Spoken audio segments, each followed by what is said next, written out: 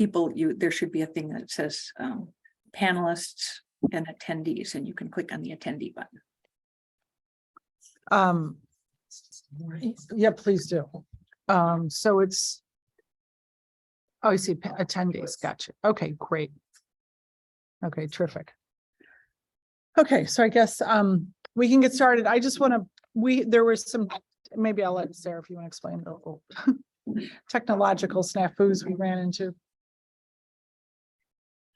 Actually, we had some problems with our setup because there was work being done on the website. So we had a bunch of our committees disconnected, which made it rather difficult. And as they were reconnected, some of our information wasn't always quite right. And so we've had a little confusion as to how tonight's meeting is going to be. So we're trying to do a sort of creative hybrid because Councilmember Kelly, our chair, is down in room G300.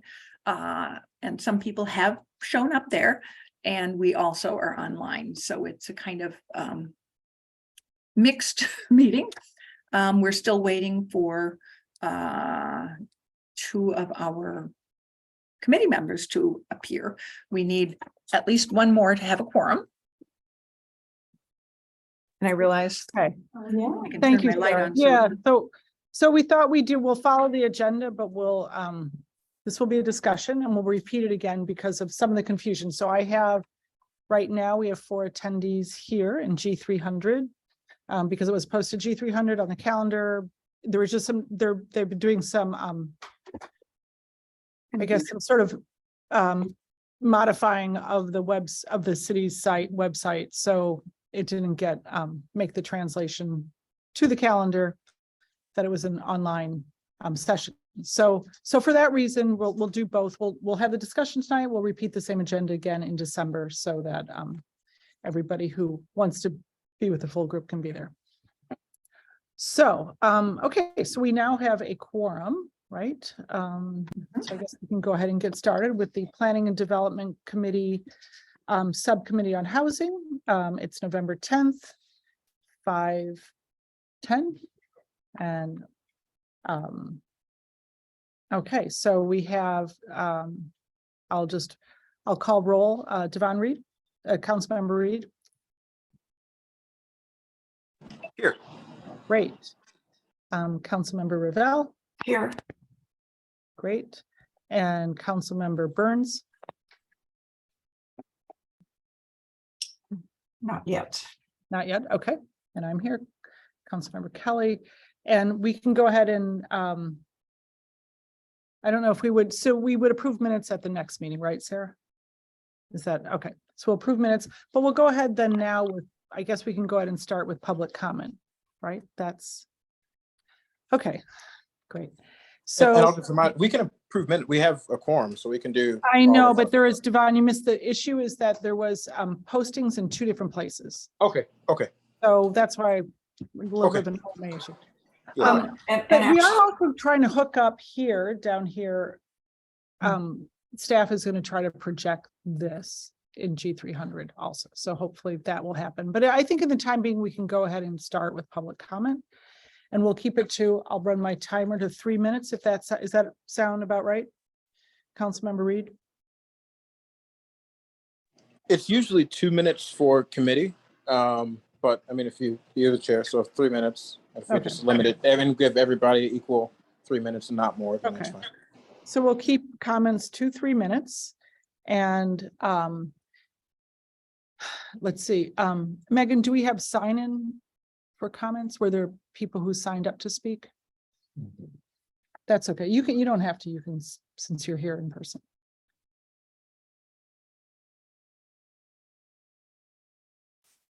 Like I should turn this around.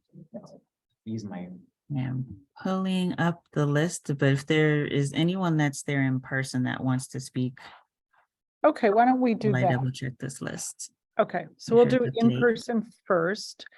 And I will. Ms. McHugh? Okay, so Ms. McHugh would like to speak and I'm gonna do this. Is that working? Yeah, it works for me. I'm sorry, Can you see my us? comments aren't prepared, but I had an update to something I spoke about at the last meeting. I was describing a situation in which a house was for rent on my block with 6+ bedrooms. Rented to 6+ students for $7,000+ a month.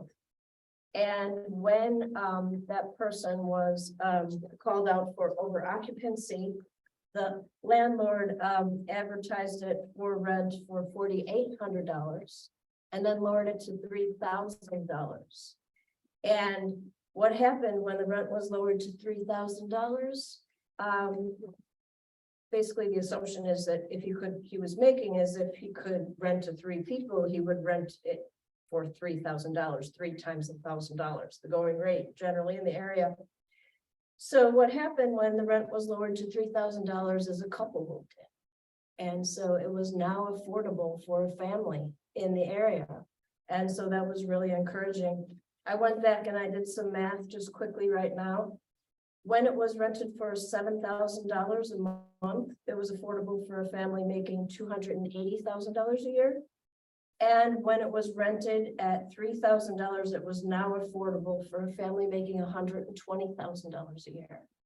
And so that was really, really good to see. I also had a discussion with the Northwestern representative and Claire about the idea of a family renting a bedroom or two to students to make it even more affordable. And it also could make it more apartments, or lodging, I should say, more affordable for students, in that maybe they don't need to pay $1,000 a month. And so I calculated that also, if at $3,000, if that couple rented 2 bedrooms to Northwestern students, $500 a room per month, it would now be affordable for a family making $80,000 a year. But that does seem to be a little bit under market rate for that building. I think the $4,000 a month is a fair market rent. And so at that rent, if 2 bedrooms were rented, the family would have to pay $3,000 a month, and a family making $120,000 a month could afford that. So I think that's all very encouraging. We want to encourage families. We want students to have a place to live. Students living in family environments would be ideal for some students, is what the Northwestern representative said, and I have heard. And I actually had a student living with my family once, and I know that's been done over the years. And it sounds like a win-win situation for everybody, really. That's all. Thank Great, you. thank you very much. Ms. Okay. I'd be happy to. Go ahead. And to be clear, we're speaking on the 3 unrelated rule. We are. Giving general comment on. Yeah, that's one of the, there's 3 items on the agenda, but that's Okay. our first item up, That's the one I. and the main one, that's and make the one sure I you wanna can see it. address. Sure, Great. sure. I'll try If and you could speak, give your name try and and- speak loudly given the laptop situation. So and your yeah, I'm name. here my name is Dominic Voss. I'm the Assistant Director of Open Communities. We're a fair housing organization here in Evanston. We provide services all throughout the north suburbs. Our position is very much not in favor of the 3 unrelated rule that currently stands in the zoning code. And there's several reasons for that. Several of them are really oriented around sort of what our day-to-day work is in fair housing. So, and some of them I think are just intuitive, and I'll kind of just briefly run through them. So the first concern is one of exclusivity, that, having this kind Can of you all hear okay? definition- Can everybody, okay, sorry. having a definition of family, as it currently stands in the city, especially, is certainly just not inclusive. You see families of, unwed parents, adopted and fostered children. And even if you made the definition more inclusive, as I've heard some advocates say that we could do, I still think you're never going to capture sort of, extended kinship networks. These are a lot more common in, Black and Latinx communities, where folks are not related, but living, essentially with close friends. And then there's the affordability issue. I'm 30, I'm about to be 35. Throughout my life, throughout the majority of my adult life, I've lived in housing with 4+ friends or, you know, colleagues, fellow students, things like that because of affordability concerns. We're all concerned about affordability in Evanston, so I think that's a little bit of a no-brainer there. Enforceability, I mean, everybody knows that the current unrelated rule is not, no one's gonna come in and take a blood sample and do a blood quantum on folks to figure out who's related and who's not. So we don't think that that's, you know, the fact that it's totally unenforceable, I think sort of undercuts the reason for it existing as well. And yeah, I think those are our three primary reasons. I've heard the argument that there's concern about group homes, regulating group homes for health and safety and spacing in the community and the city's ability to do that. I just can't imagine that the only way and the only mechanism that we might have to make sure that group homes are healthy and safe and integrated well in the community is to have this family definition in the zoning code. It seems like a tool that's a you know, it just seems like an ill-fitting tool for that particular purpose. 15 seconds. So, yeah, the issues of inclusivity versus exclusivity, the affordability, enforceability, are the primary concerns that we have and why we don't support the rule. Great, thank you Yeah, so much, sure. Dominic. Okay, and Ms. Jordan? Hi, good evening. So, in contrast to what the last speaker said, that is very important for having the three unrelated rule.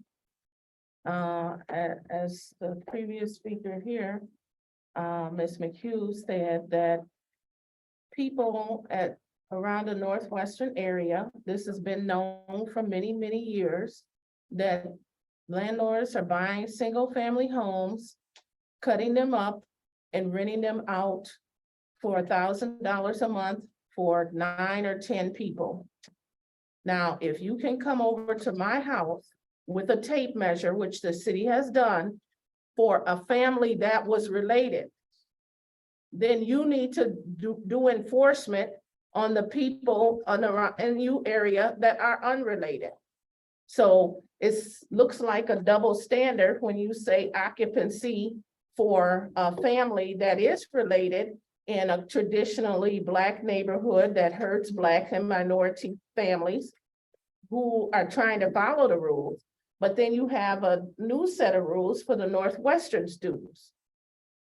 So if you eliminate the three unrelated, then you're given a free pass for the landlords that are continuing to break the law now. You're continuing to let them do it. Enforcement is the problem here.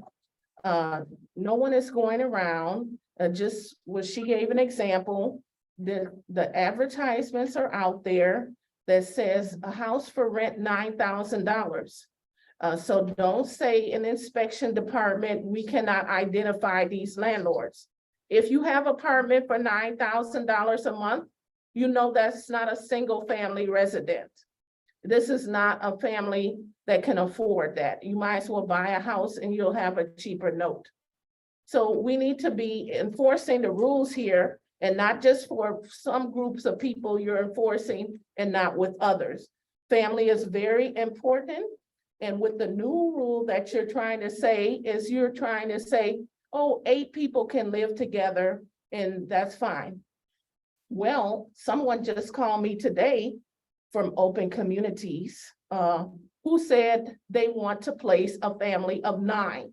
So with the new rule that you're trying to eliminate family, they wouldn't even qualify to live in any apartment here in Evanston. Thank you. Thank you, Ms. Payton. Oops. Okay, anybody else in person that would like to speak? Okay. Ms. Conlon. Thank you. I would just like to say, I do think it's worthwhile for us to entertain how we define family and really be sensitive to situations that could bring us, a living situation where there are a lot of people in a facility. And it has to do also with, I think this is where the struggle with the Connections building is at the Margarita. Is how are people being cared for? How do we know they're getting their needs met? And when is it too many people in one facility or housing situation where it gets away from the needs and concerns of those residents living within the facility? We do a lot of, Oh, that's okay. we do a lot of polarizing around NIMBYism and so forth. But I think at the end of the day, if we're keeping our eye on residents and their needs and making sure their needs are being met, we can actually create some focus on what needs to be in place in order for that to happen. Thank you. Great, thank you. Ms. Edelman. Okay, so I'm sure we have some speakers in online, and I'll put this out and staff is, thank you so much for connecting us up.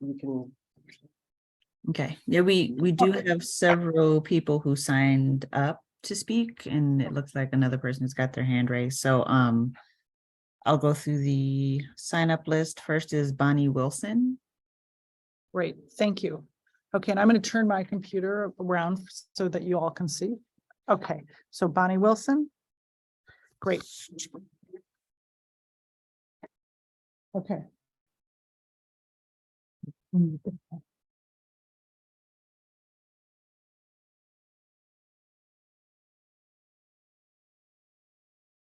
Okay, you can, Got it. oh, there you go. Okay. Okay. Can you hear me now? Yes, You can hear me. You can't see me, right? correct. Okay. I'm Bonnie Wilson. Spoken on this many times. So I feel there is no reason to have the definition of family anywhere in Evanston, in the Evanston ordinance, on the way people should live together. This is not the city of Evanston's concern, or is it appropriate, or even have the word family in our ordinance. As I said many times, as a real estate agent in Evanston, my client could not buy a house or rent a house together with her 4 other friends because they are not related. They just wanted to share the cost of living expenses. That is nowhere in your definition of family. And what about essential workers in Evanston who work at the hospitals, Northwestern, the grocery stores, any businesses in Evanston who want to be close to work and share housing expenses? By having an ordinance based on family, they could not share a house together or move to this lovely community. I also want to mention why would Evanston not use the same metric to regulate occupancy of all dwelling units of all types across the city? Why attempt to cover all eventualities with different language and questionable determinants to regulate how many people can live in a unit? Why adhere to the outdated and narrow-minded and moralistic definition of family to determine the safe level of occupancy for dwelling units? And why are renters' relationships to one another the city of Evanston's business? On August 9th, 2021, the Planning and Development Committee began review of Ordinance 83021, a proposed amendment to the zoning code related to occupancy of dwelling units and the definition of family. Specifically, the ordinance proposed removing the definition of family from the zoning code as it currently stands and determining a maximum occupancy of both rental and owner-occupied dwelling units using the property maintenance code. So this was proposed a year ago. Why did we not take their review of the ordinance that the staff worked hard on a year ago and use that instead of taking out the word family altogether? Thank you.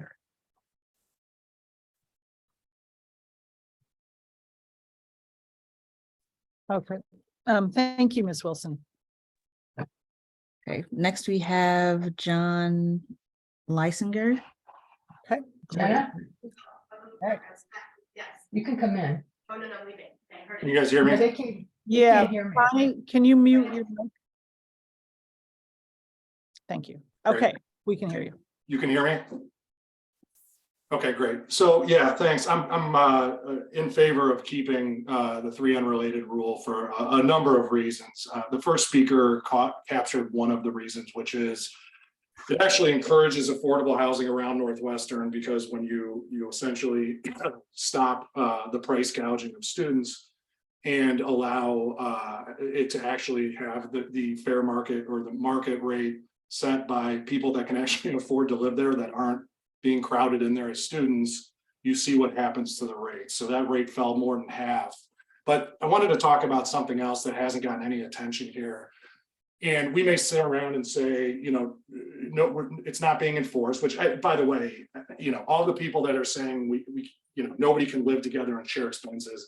I'd love to know how many people actually have been evicted from their homes, non-students have been evicted from their homes for the 3 unrelated rule. So again, like we can make up these straw man arguments, but here's the reality of it. Back in August, Blackstone, the largest private equity firm in the United States, bought a student housing company called what's it called? Sorry, American Campus Communities for $12.8 billion. And we may not like the definition. People in Evanston may not want the definition of family to stay in place because of inclusiveness and all that stuff. But at the end of the day, you know who cares about not buying properties in markets that have these unrelated rules? Guys like Blackstone, because they cannot break the law when they're purchasing properties and renting them out. And so they have to avoid communities like Evanston in order to not run afoul of the SEC or their investors, okay? You guys take off this limit, the 3 unrelated around Northwestern, and the whole neighborhood's gonna get blown out of the house. And it's gonna come from institutional capital around the world. And you're gonna have private equity come in and buy blocks of housing. And you know why they like student housing? Because they can charge whatever the heck they want. And so the whole, if you look at the prospectus on this business, the whole thing is it's price inelastic. They can buy these properties, they can raise rents forever on students because the students have inelastic demand. So you guys want to open it up to foreign money, you want to open it up to institutional money and private equity coming into Evanston and owning housing. Go look at South Bend, Indiana. Go look at some of the other big college communities around here that don't have that or have gotten rid of it and see what's happening. Thanks. Thank you, Mr. Licensure. Okay, thank you. We got one more person who signed up and then another person who's raised their hand. Got Wynn Graham. I Okay. think is on. Thank you. I sent a statement in. I would like to ask you to drop the word family from any city code, as I do not believe blood relationships, as the family implies, is required in this day and age. I would like to see people to be able to afford cooperative households for any variety of reasons. Single parents who want to create support for their children and themselves, essential workers who may work temporarily at the hospital, older adults seeking to provide social relationships and save costs, all can benefit from pooling resources to create a cooperative household. The number of people in a unit should be based on the amount of square feet to provide a healthy and safe environment. I have to say, I don't like Blackstone, and I wouldn't want institutional investors in there. And I just hope we can find a way to work around that and make cooperative housing a possibility. Thank you.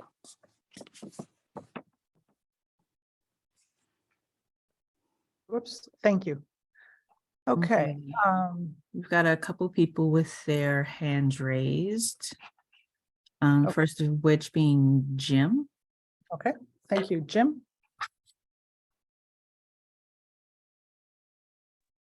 Hi, this is Jim Swanson. First and foremost, and in response to the Director for Open Communities, as well as for the other people that are indicating that they're looking for different types of living arrangements. And our current, at least for the R4A area, permits increased density for dwellings. You just have to go through special use. So what that does is it allows the city to be able to control the spacing and the arrangements. But you can have, at least in R4A, the allowed usage permits increased density. So that does give the ability for more people to be in a home for some of the other changes. I think Claire is also going to present some changes to the wording today of the rule. But the other thing that's very important, and I know that was brought up also from Open Communities about the concern that Daniel Lober has brought forward about group homes and the impact on vulnerable communities. Sorry, I have a train going by. One of the things that, and it has been tested in law, if we open up spacing to just square footage, they can be filled with handicapped people. It can be turned into a sober home. In Naperville, there turned out to be 7 sober homes in one block, because if the number that's required in housing meets the square footage, the community cannot apply other monitoring that would be required for group homes and sober homes. And I think those are the concerns that we've got here. A, you can do it right now. You just have to ask permission. And B, there are people that could be impacted. And I think the point that was made earlier too about making it affordable for families, we have seen in the Fireman's Park area a total decimation of the number of families that have been around. There are no backpacks on the block. We have a handful of kids. Thankfully, there were 2 families that just bought houses that were priced too high for the predatory landlords to get. But so it looks like we may have a couple of kids coming up, but my daughter went through 20 years with no kids on the block. And I'm in the house that my grandfather built here. So I know what this neighborhood was. I know how it could be. I know how Evanston can be. And it's just a shame. So that's my stuff. Thank you. Thank you, Jim. Okay, and I see Barbara. Is that, I think you're muted, Megan. Okay, is that right? Okay, Barbara?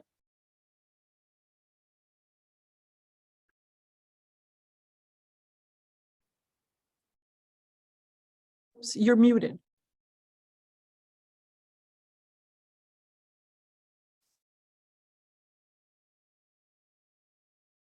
You're still muted. Now, there you go. Now I can hear you. Well, Great. Jim expressed a lot of what I was going to say. The problem with not R4A was meant to have a mixture of homeowners and rental properties. And it's way over, it's unbalanced in favor of rentals.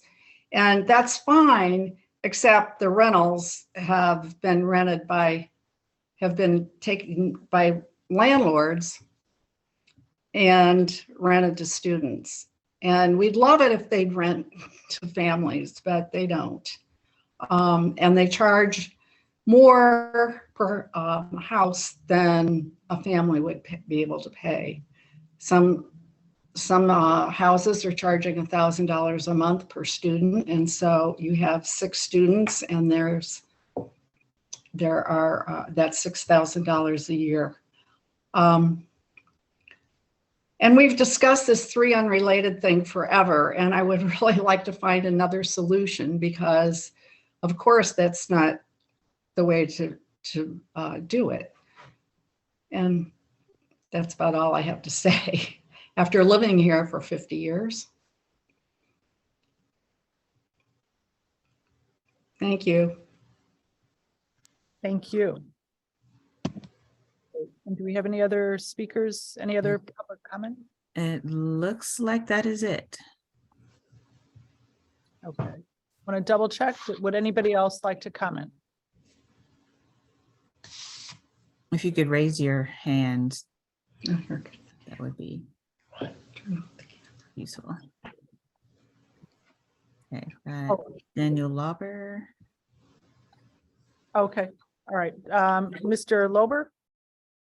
Great. Hi, thank you. I just wanted to emphasize that you're sort of between a rock and a hard place. Most of what the proponents wish to achieve can be done without getting rid of the definition of family. You can refine the definition along the lines that I've suggested to the committee back in August. In addition to losing your ability to regulate community residences of any kind for people with disabilities, which would result in clustering and concentrations developing and de facto social service districts developing, as has happened in Naperville, where they allow have no restrictions on community residences. It's particularly known from research that did years ago that they will cluster like crazy in college towns because of the greater receptibility to them. But also you're going to run into the problem, and we've seen it, that students are going to be outbidding Evanston residents, long-time term Evanston residents, for the housing if there's no restriction with the definition of family. And you're going to have neighborhoods change over from being family oriented into basically being student type neighborhoods filled with students. And having lived with 7 other planning students for one semester down in Champaign when in graduate school, I can tell you from personal experience, it disrupts a neighborhood.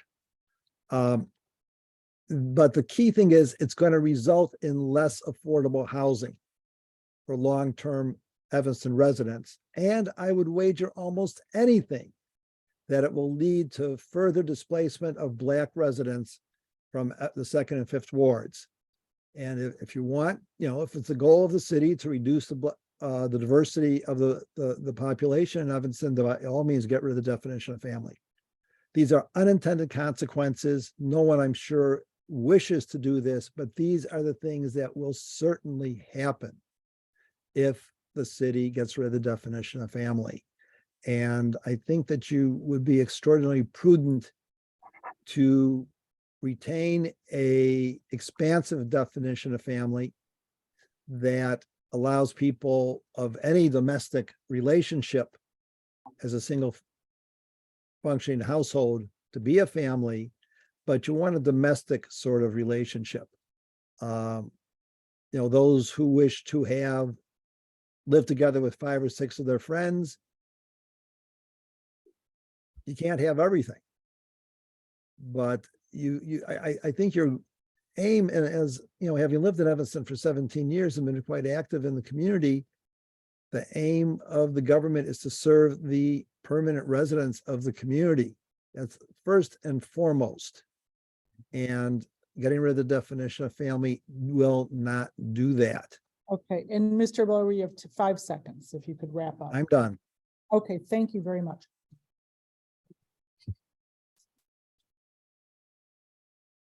Thank you. Okay. Great comments. Thank you, Mr. Lober, for being on this evening. Is there, and everybody else, any other comments? I don't see any hands raised, but.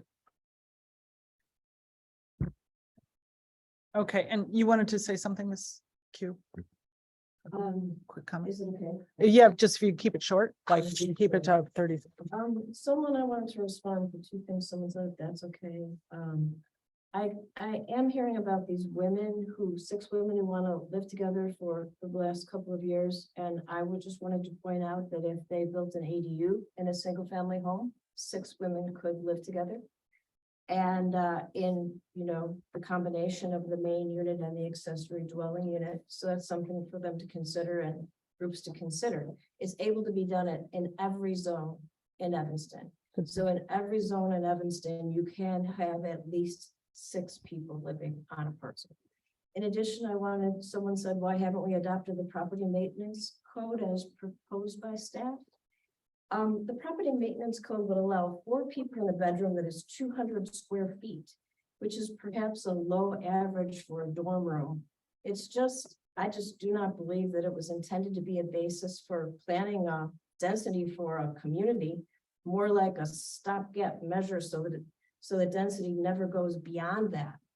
And it only seems appropriate perhaps for a homeless shelter or for a family, and we have separate zoning for homeless shelters and families already. Thank you. Okay, thank you. Okay, let's see.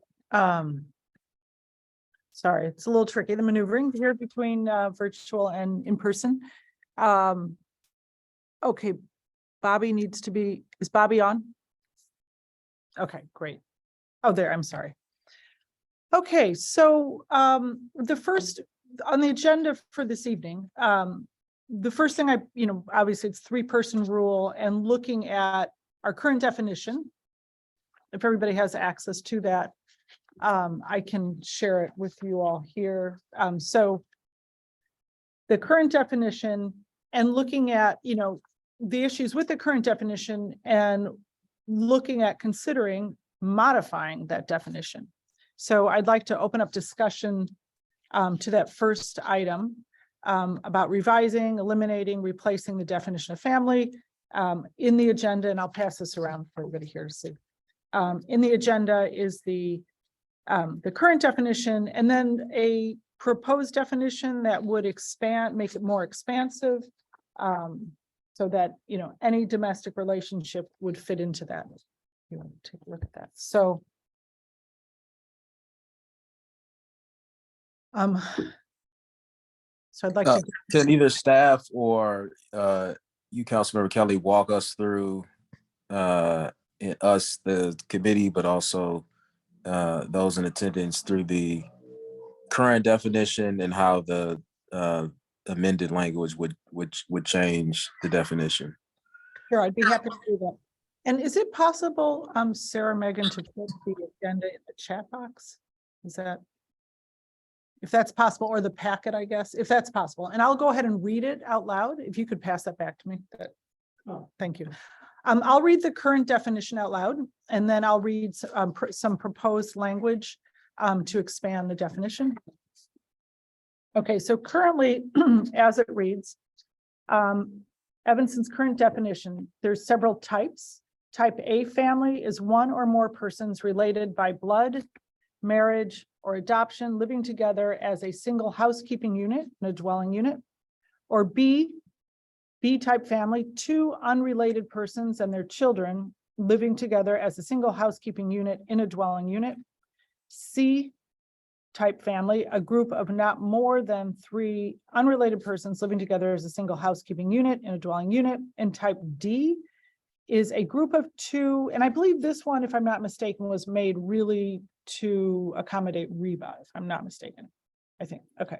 Type D is a group of 2 or more persons containing within it 1 or more families as defined in subsections A and B of this definition, including a husband and wife married to one another and their children, as well as adults living together in a dwelling unit as a single housekeeping unit, and management in premises in which the adult occupants are affiliated with a bona fide not-for-profit corporation organized for religious purposes, chartered by the state of Illinois, that owns or rents the property and has been in existence for at least 5 years prior to seeking certification by the Director of Planning and Zoning as provided herein. Provided that in no case shall the total occupancy of the dwelling unit exceed 2 persons per bedroom, nor shall the premises be utilized for religious public assembly. This type D family may occupy a dwelling unit only in accordance with the procedures in section 641-14 of this title. So Sarah, Megan, right, that's really kind of built around the REBA, I believe. Yes, that apparently was built to allow Reba Fellowship to have their houses.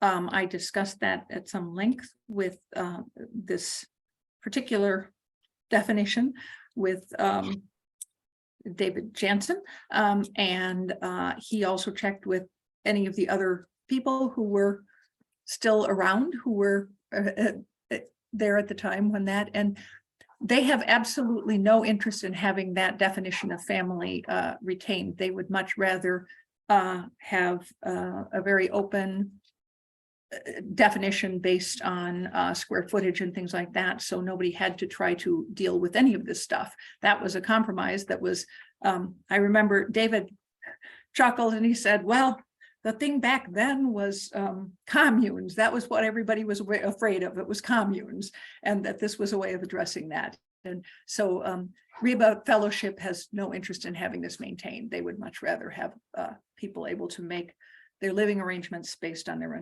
own choices of who they want to share to live with. So, and then I'll just read some proposed language for family. The first type, and again, this is in the packet, and we'll bring this back again in December since some of the confusion with location of the meeting tonight. Type 1, a household, we're changing the word from family to household, so it doesn't have that that sort of notion of, you know, related by blood or other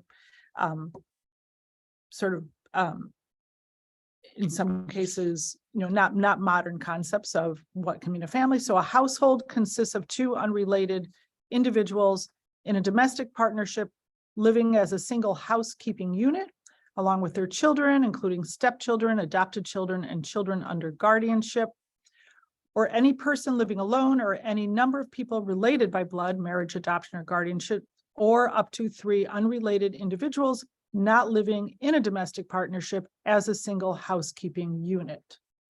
So that's one type. And then type 2, and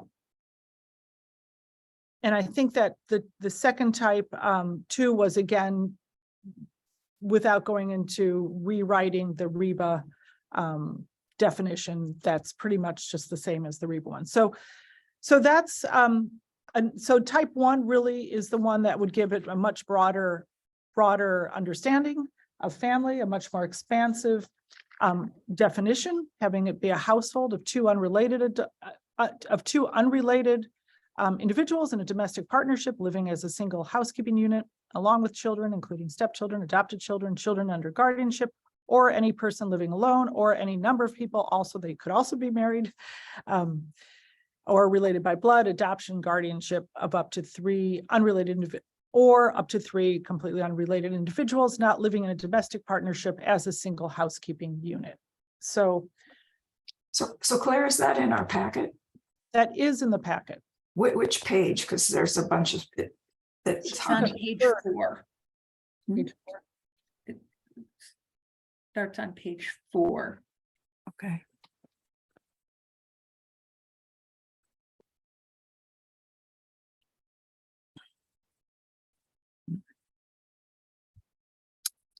Not on my page 4. Huh. And I download it, I get up 12 pages and it starts on the 4th page. The type 1 starts on the 4th page. So I'm not. quite Yeah, I sure. see it as well. You just have to click on the packet, but on the city's website, I don't know what link you used, but it should be there under November 10th packet. Um,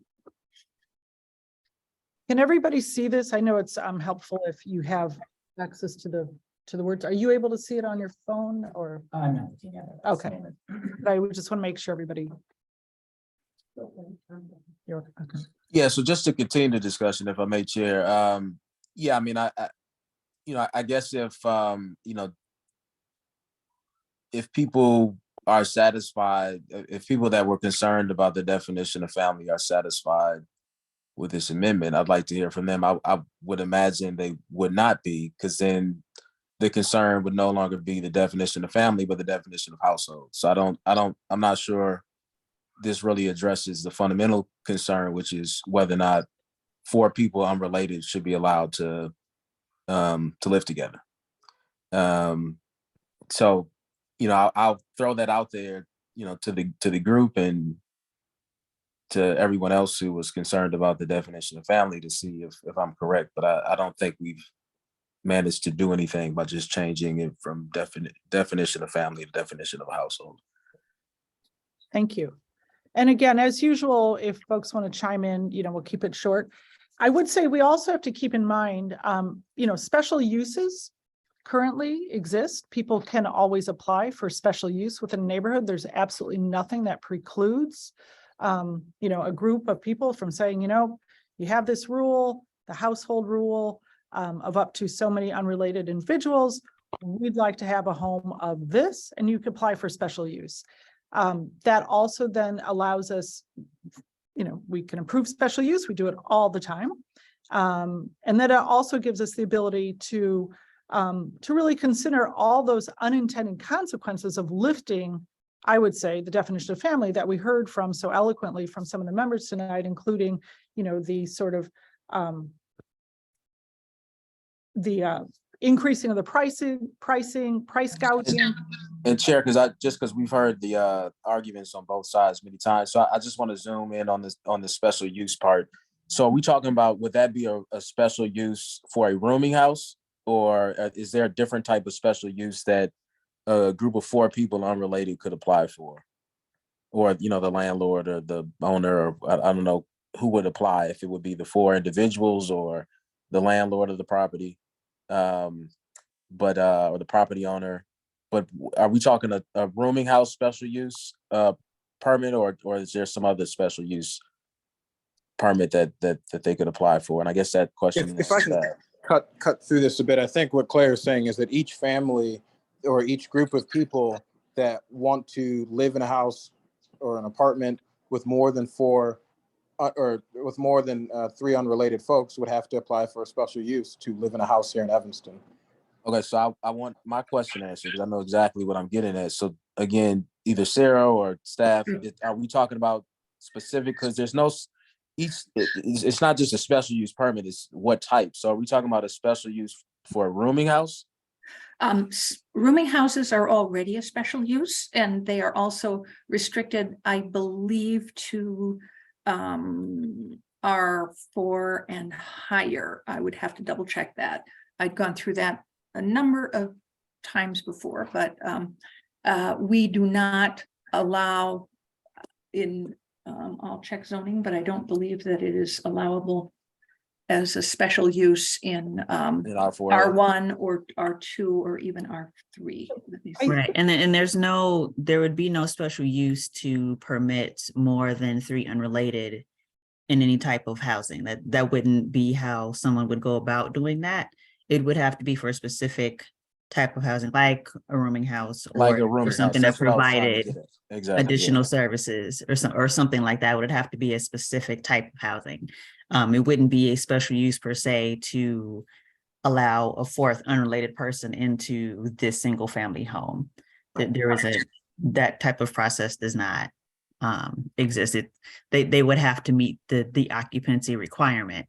Now, if like Ms. McHugh mentioned, there is an ADU on that property, you can have 3 unrelated for each unit that happens to be on that property. So the primary unit and the accessory dwelling unit could each have up to 3 unrelated. But again, there's no like special use per se to request a specific number of people for a particular type of housing, unless it is a very specific type of housing, like a rooming house or a residential care home or something like that, which gets into additional licensing. Right. Maybe we're talking about creating yet a new category then. for this. Clearly, it's possible to create that sort of thing. The question is how much time and how many of them would you have to actually deal with the applications and regulations. And I think it could be very complicated if people were trying to, say, rent a four unrelated people were trying to rent a 4-bedroom apartment, for example, and would have to go get a special use approved before they could do so. It would certainly make it very difficult for people to go through the process of, I mean, what would they have to do to get approval first? And then find a dwelling unit, or find a dwelling unit and then go after, I think there could be some implementation issues. But I with think this. it is important that we look to really create a program that is tailored to the needs of Evanston. And so I think what Councilmember Ravel is proposing is something we should explore. And I think absolutely, because what we want to do, we don't want to see price gouging. We want families like the example that Ms. McHugh gave of a house now, because a particular property owner was restricted. Enforcement did take place. And so this house is no longer being rented at exorbitant rates monthly, but now it's being rented at a rate that a family can afford. I think we really need to be thoughtful about this and really consider unintended consequences that Mr. Lober spoke to and others spoke to, as well as John Leisinger, and pardon me if I'm pronouncing your name wrong. I think we have to take that into account and figure out how we can do this so that we meet Evanston's needs of affordability and of neighborhood, of neighborhood quality of living in neighborhoods. I think, is there, Mr. Swanson asked if he could comment? Yeah, go ahead, Jim. Jim? I think you're muted. Could you unmute Jim Swanson? Hi, just for clarification, because I did look through the allowable for the zoning. If you look in there, there is separate and distinct from rooming houses. There is special use for over density. So that can be an individual building. That can be somebody that wants to be able to rent it out for more people. They could come and do special use for that. They could come before they start the process so that the city can actually control how many people are doing that in the area. What you're talking about too, about the ADUs is what the predatory landlords are currently using right now to create additional spaces so they can get above the number. Let's not rip houses apart by putting ADUs in it. Let's go to special use and let people use it for what it's intended for. And when that person chooses to sell the house or stop going into that special use, then it can revert back and it can still be a single family, or it can still be a 2-flat. I mean, it can stay without having it bastardized and ripped up and chopped up so that we can get beyond the ADU. And let's accept rooming houses. Let's recognize that rooming houses can exist.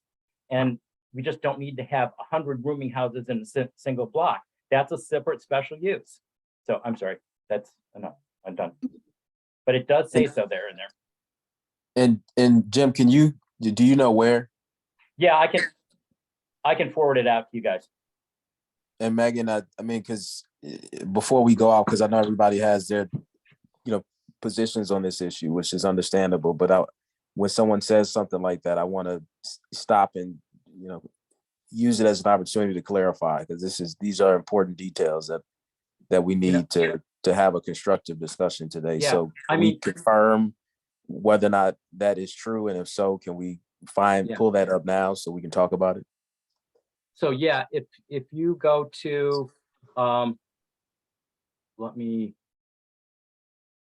is there a way for me to send somebody the hyperlink? So it's in City of Evanston under home. Okay, if I can send this, that would be helpful. Who can I? Yeah, forward send it to S. Who is this? S Flax. Or can I add it in the chat? Or you can put it in the chat. Yep. Can you put it in the chat? That would be great. Okay. Not sure. I don't think I can. Yeah, you can email it to S Flax. sflax@cityofevanston.org. Can you do that? I'll do it right now. Thank you. Okay. And then Chair, while we're waiting, I see Daniel has his hand up if he wants to kind of squeeze his comment in, just so we can keep going. Great, thank you. Mr. Lober? Mr. Lober, I think you're muted. Thank you. Can you hear me now? Yep. Okay, first with the proposed definition of family revision, I would increase the number of unrelated people from 3 to 4. I think that's a fairer number, plus it's related to community residences, particularly sober homes. You want to have an even number so people can be sure to have a roommate. Same thing with group homes for people with mental illness. Second, I want to emphasize the definition is more expansive. It covers not only traditional families, but also unmarried couples of any gender living in a domestic relationship as a single housekeeping unit, plus their children of all types, biological, adopted, foster, blended families, as well as nuclear families and extended families. Domestic partnership would cover not just unmarried domestic relationships, but also it would cover not only just the legally recognized same-sex relationships, but also civil unions and reciprocal beneficiary arrangements. But the key thing is that it's a relatively permanent living arrangement. One thing the courts noted when they distinguished group home coverage from traditional families after the Supreme Court sanctioned zoning definitions of family that limited you to as little as 2 unrelated people, an opinion by Justice William O. Douglas, one of the most liberal justices ever to serve on the Supreme Court, was that the group homes are very different than college students, where the tenancy composition of the group living in an apartment or a house changes each year and rarely extends beyond 4 years. It's a very transitory thing. It's very different than a group home, which is a relatively permanent living arrangement generally, and very different than, a group of, 3 or 4 roommates that are long-term roommates after college. But you got to keep in mind it affects neighborhood stability, and that is preserving and achieving stable neighborhoods is a legitimate government interest. Finally, with ADUs, you can prevent abuse of ADUs extraordinarily simply. Just amend the ordinance to require owner occupancy of one of the ADUs. It is perfectly legal. Cities do it all over the country. You can curtail this abuse of the ADUs by these absentee landlords who are basically using them to raise the cost of housing in Evanston. So you've got various options, and I think it really helps to talk it out like you're doing right now, and then consider these options. Don't rush into anything, but think about them very carefully. And then again, always keep your eyes open for unintended consequences. I hope that's helpful. And for any member of the committee who hasn't watched the video of the August 8th presentation, I really encourage you to watch it. It is very, very thorough, clear, explains the concerns that I raised firsthand. You don't want to get it secondhand. I have been misrepresented. The things I've written and said have been misrepresented time and again, including in public hearings. I'm tired of it. Get it straight from the horse's mouth, please. Also, the zoning that I recommended and suggested is usable and appropriate regarding community residences was upheld by the 11th Circuit Federal Court of Appeals in August.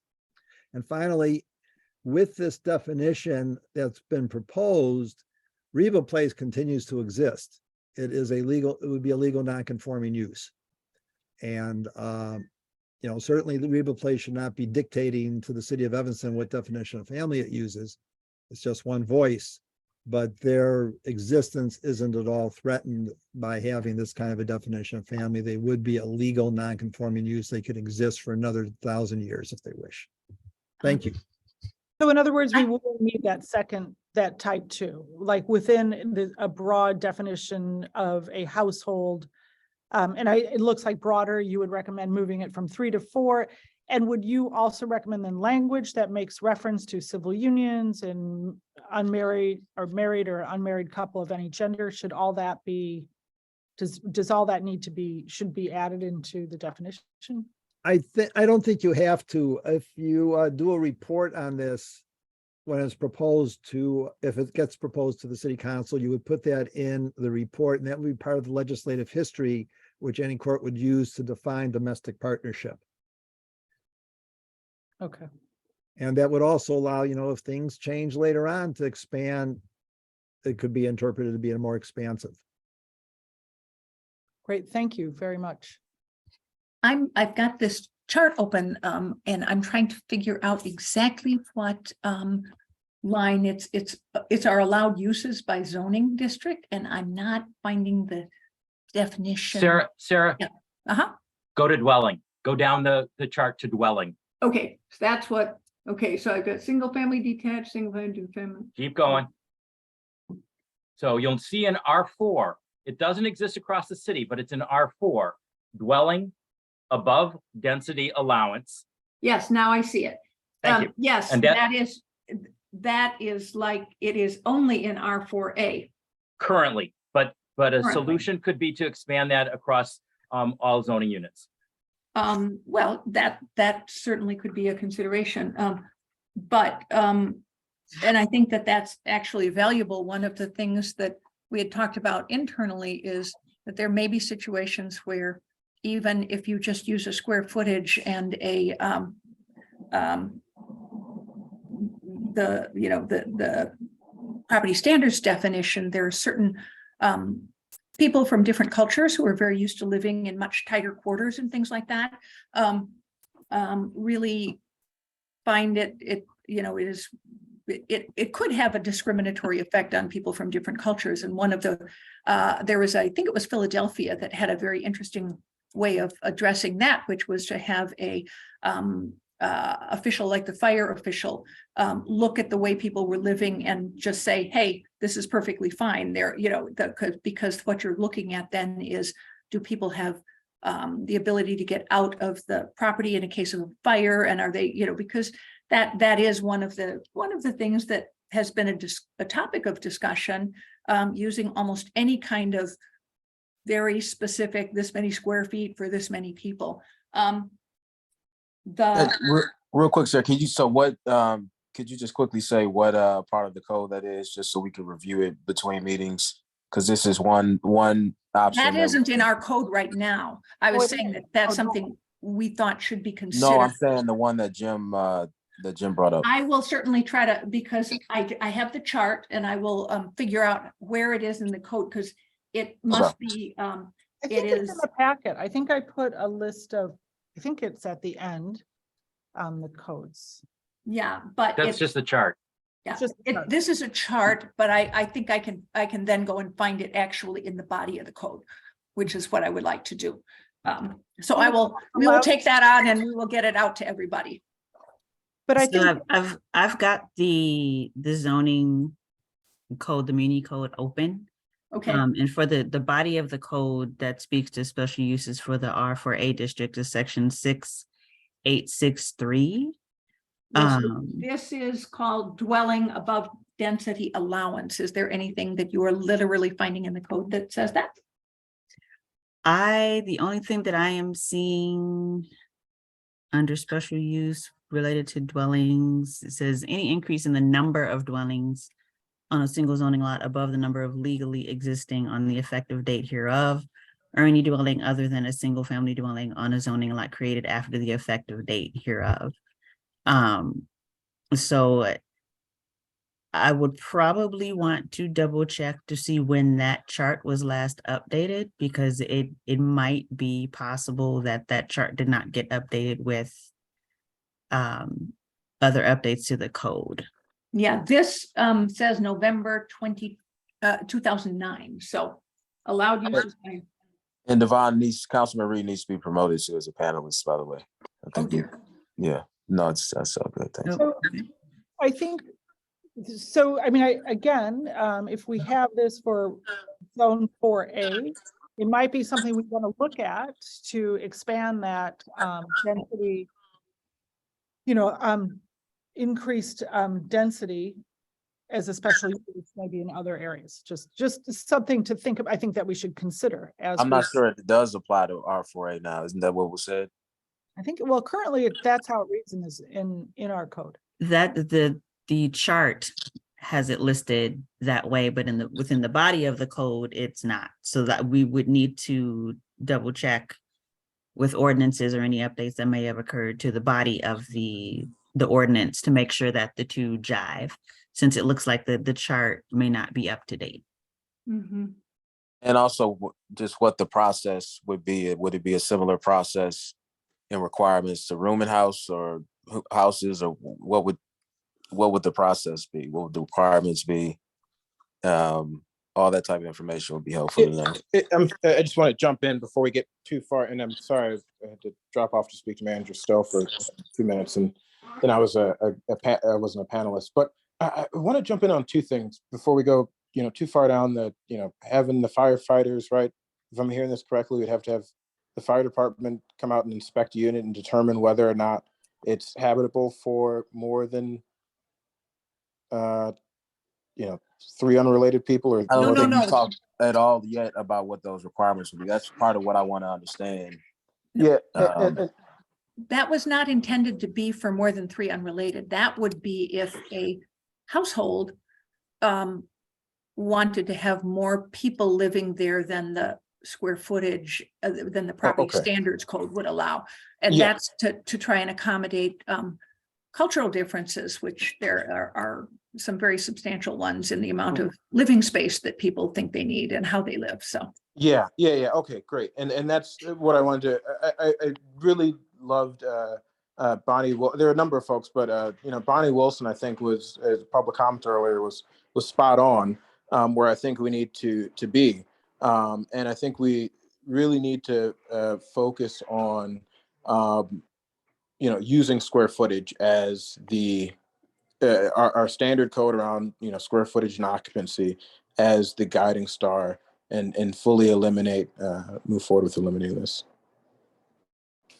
Yeah, and I think because there's enough support here to also do something to address what happens when there's unrelated, I guess is what we're saying, or different household types, people, I guess, who are not in intimate relationships, because that's what the domestic partnership, I believe, is. And I hope I can be still correct on that, but I think that's what that is. So we're still talking about people who are not in an intimate relationship. If we amend it to allow 4, then 5 being able to live together without going through some process. And I'm saying if we are to put them through some process, what is that? If it's not a rooming house, is it this other thing that we've talked about? So I would just like to get that in front of me so I can see it. I know what the requirements are for a rooming house that is in our code. Mhm. In the same way, I would like to see what the requirements would be for whatever this other thing is. I don't even know what to call it yet, but There are some examples that can be pulled from other communities where they have things that they call functional families and things like that. And I'll have to hunt it up. There was quite a long paper about. Or if I may, definitions. I think that Bobby's referencing this. So I'm looking at it right now. I'm sorry to interrupt, but I think Mhm. where I see, it's not, I did see the chart also with the codes, but I also see here under special uses, dwellings, any increase under special uses as a special use under D, dwellings, any increase in the number of dwellings on a single zoning lot above the number legally existing on the effective date hereof of any dwelling other than a single family dwelling on a zoning lot created after the effective date hereof. Is this, Yeah, but that's number 11 purpose. so is that what you wanted me to, I was just wondering if that was what you was saying. Jim, is that what you were referencing? No, I think he's looking at the chart. I apologize. I think he's referring to the chart. I'm sorry. Okay. But to go to Bobby's comment, I think we're, in my mind, we would be wanting to consider a new type of special use that would be, a really relatively expeditious process compared to a rooming house special use or any of the other kinds of things that we normally think of for special use. So something that would be pretty administrative and and relatively straightforward. I don't know what that would look like, what we'd have to, what kind of provisions we'd have to put in there, but I don't want us to be creating something that's really cumbersome. And it might be something worth looking into between now and our December meeting to see what's out there in terms of what you're, suggesting that we look into. Dominic? Yeah. I just Dominic, wanted one. a couple things. Yeah. For comment from folks like me. So I just wanted to hold up with what Councilmember Reed just said in reflection of Bonnie Wilson's, I think, comments that I also really thought were sort of getting to the crux of the issue for me and for open communities, which is, I think fundamentally, we don't believe the relationship between residents is just something that should be legible to city government. I just don't, and I think there's a lot of talk of, the unintended consequences of institutional investors and skyrocketing prices. I think it's a little naive to think that what's holding that back is this definition of family and cap on unrelated people is what's holding back sort of more speculative, investment and price gouging. So just to address those kinds of the two things, again, I just don't think it's the right tool to address affordability, that we have a whole lot of tools to address that, which we need to do. And in terms of just the fundamental, more moral argument, I just think like New Jersey State Supreme Court doesn't even allow, it struck down as unconstitutional the ability to do this in New Jersey. There's places in the Pacific Northwest, for example, that ban the use of family definitions.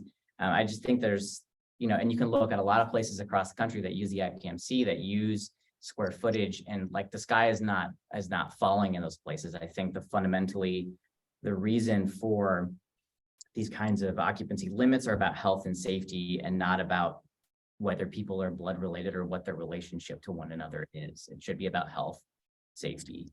And so we can have, based on square footage, a sensible code that, does that.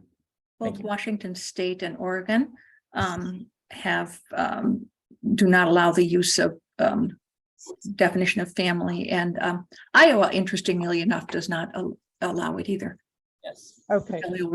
Familial relationships, I mean. I have a comment. So Evanston, so a lot of times people compare Evanston to other places. We are in a northwestern town here, student town. Sometimes you compare places that do not have a top 10 university. I don't know how many of you attended the meeting the other night, but Northwestern asked about how many students are registered at Northwestern.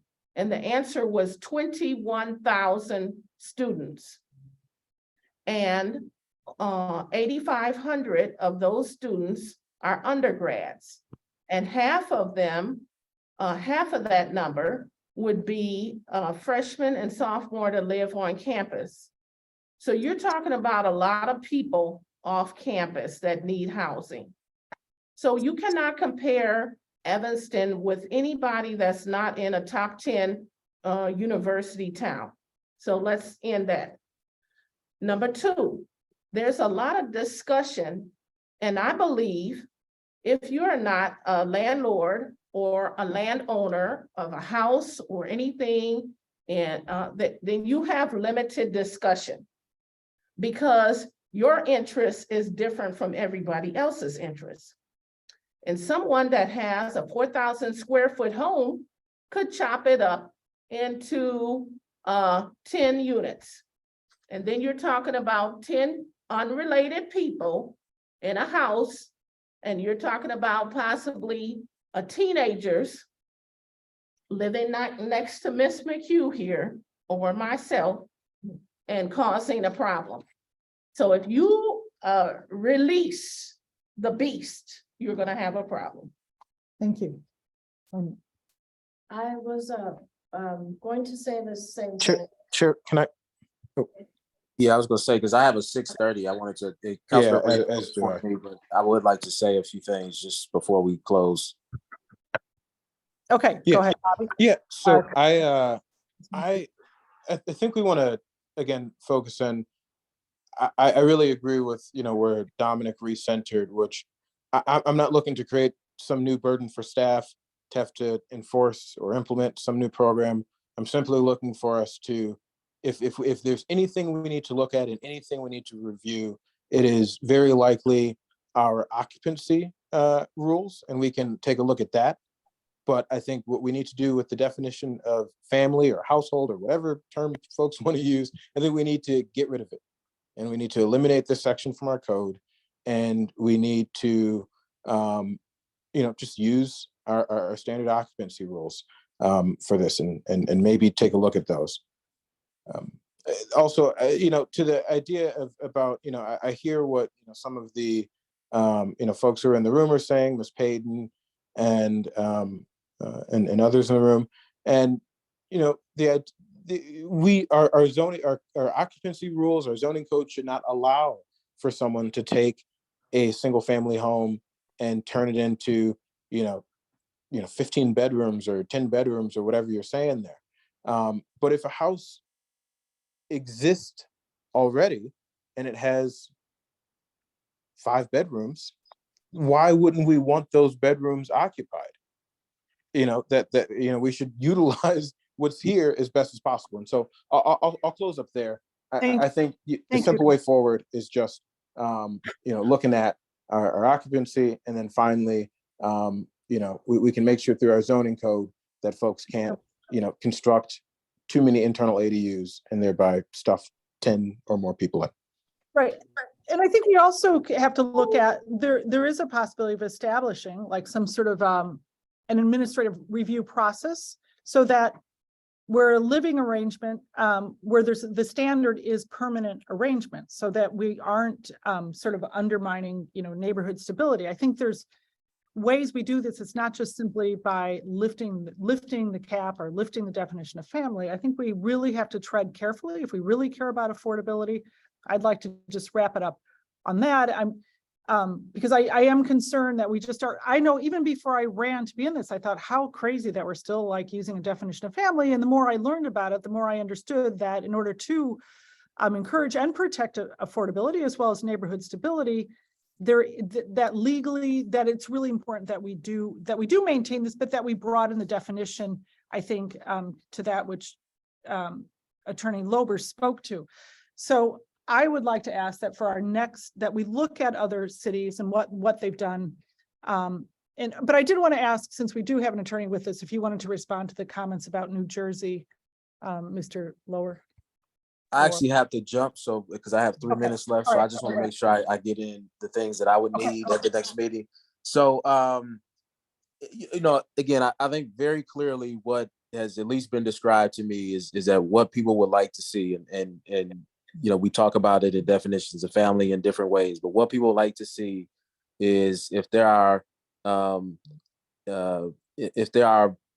people who, especially people who are unrelated, but I think in particular people that are looking to live places temporarily, are not looking to seek permanent residency, that there is some process that they have to go through, and then there are consequences to them going through some type of special use process with stricter regulations that we would have to come up with, right? And that's the case with rooming houses.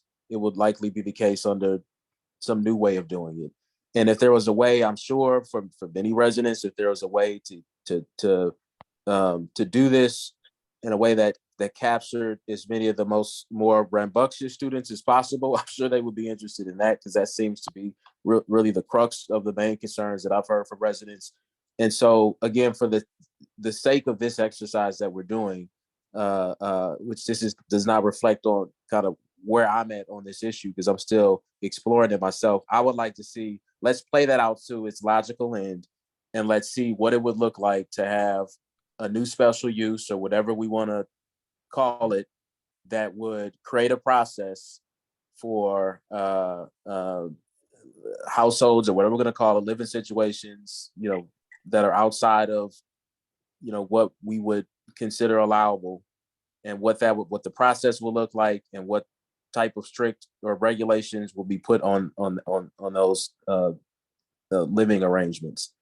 And again, that's not a reflective of what I personally believe we need to do, but I need to get something in front of, I think we all need to see it in front of us so we can react to it and know what we're talking about. Thank So you. we can try to move this forward.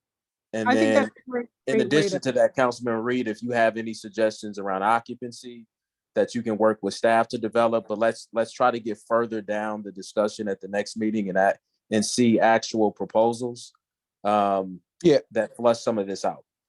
Yeah, I think it would make sense for us to really bring occupancy. I think our occupancy code is likely fine as is, but I think it's worth reviewing and seeing where we can make adjustments if necessary to make sure that we're accounting for concerns. But I think the real policy before us is really just an elimination of this definition of family or household entirely, and just relying on that occupancy code. So I think we're talking about a couple of different things here. What I heard from Councilmember Burns is potentially, expanding our definition of household/family and looking into the possibility of creating special uses that could accommodate when somebody wants to move into a permanent living situation with 6 friends. So I think that's what we're looking at also for our next meeting. And I think it's really important that the unintended consequences, there's nothing wrong with doing this thoughtfully and carefully as opposed to just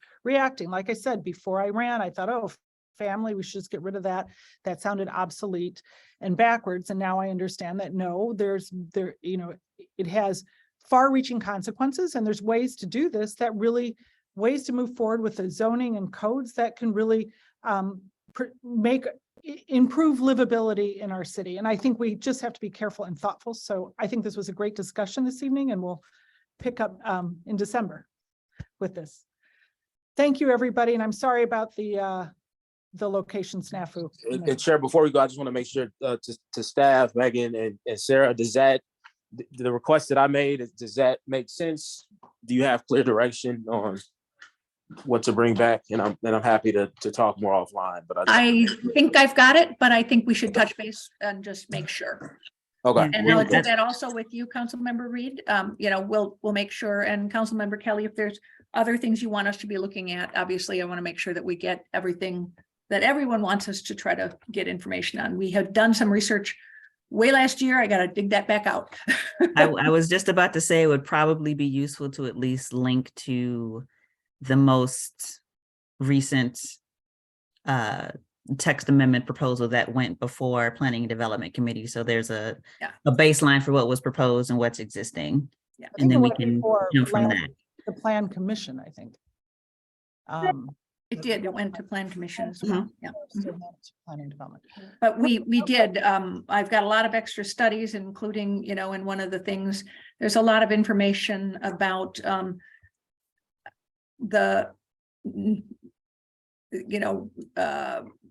there is a joint statement from HUD and the Department of Justice about regulation, about various regulations and how which ones can be discriminatory under what cases and stuff too. So a lot of different information out there. We'll try to pull together. Thank you, everybody, too, all of the things you've requested for the next meeting.